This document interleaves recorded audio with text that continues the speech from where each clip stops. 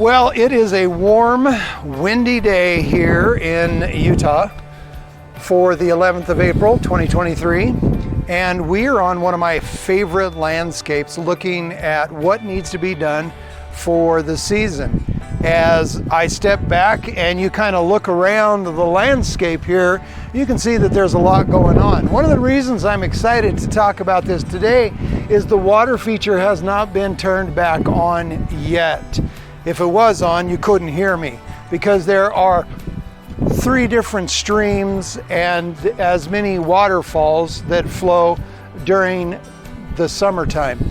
But I want to talk about some of the varieties of trees that you are seeing here, not as in their specific species or their specific variety, but in their growth habits. Immediately behind me is what we refer to as a columnar or columnar, depending on where you're from. This is something that if you're looking for a very narrow planting area and you don't want canopy that's going to extend out quite a ways, that's the kind of tree that you want to be planting, as opposed to what is over here. This particular tree, this is going to get a huge canopy on it. The canopy of this tree will be halfway across the pond as it grows to maturity. As a matter of fact, there are 2 of these planted.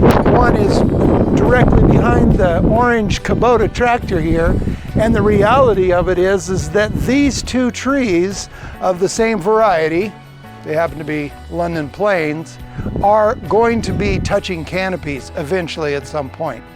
The other sort of unique tree that I want to show you is, if we look over here, we can see a weeping variety of tree. As a matter of fact, there are several weeping varieties in this landscape. This is a Camperdown elm, and as the new growth comes out, the reason it's called weeping is, and rather than growing with nice lateral branches or vertical or whatever the case may be, all of the branching eventually is coming down. Now, my customer is choosing to train the lower branching to do some interesting things in terms of growing up and over a archway that will be on the path eventually. But it is very typical in a landscape where there is a slope, where there is water feature, to have weeping trees. It takes advantage of those transitions in elevation to be able to kind of showcase their canopy, and not everything is up tall. Take, for example, the little tree over here.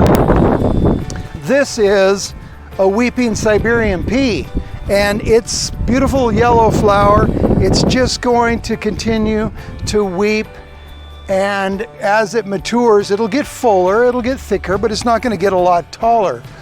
Unlike this weeping variety, which is a weeping sequoia, and the weeping sequoia will get taller, but it will always have the branches coming out and not, again, going out in a scaffold like you see on this aspen here, or scaffolding up.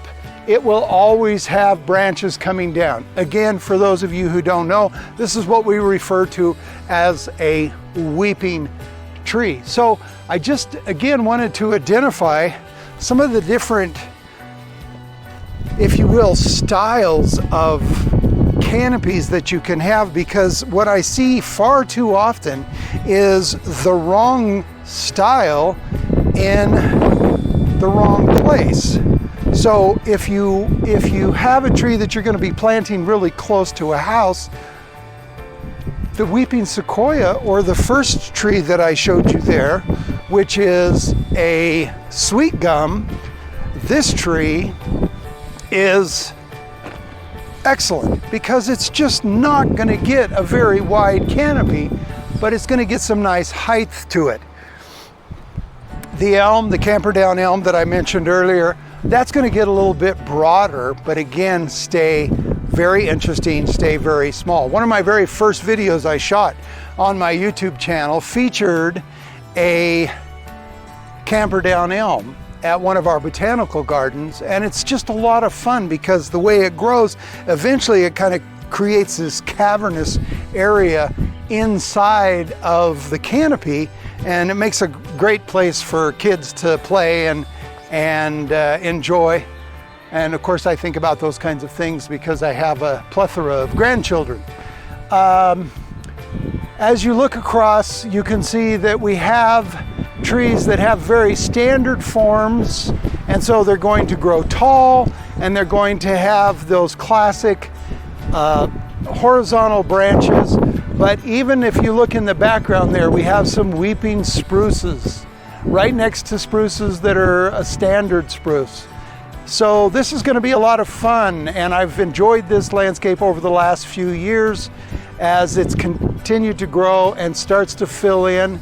But I have seen at places like the Oregon Gardens, Redview Garden here in Salt Lake City, these botanical gardens, who have these trees in place and have had them there for some time. It's so much fun to see the difference in textures of the foliage and growth patterns, etc., that fill in. So anyway, I just wanted to give you some examples of these different forms, different things that you can do. We'll leave maybe today with the parting shot up the hill here, because you can once again see weeping varieties like the spruce over there, and the pine, and the pines are a standard growth, this weeping spruce.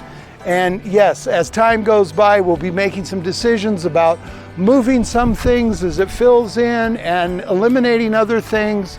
But right now, the customer's really pleased with how dense the garden is so early in its formation.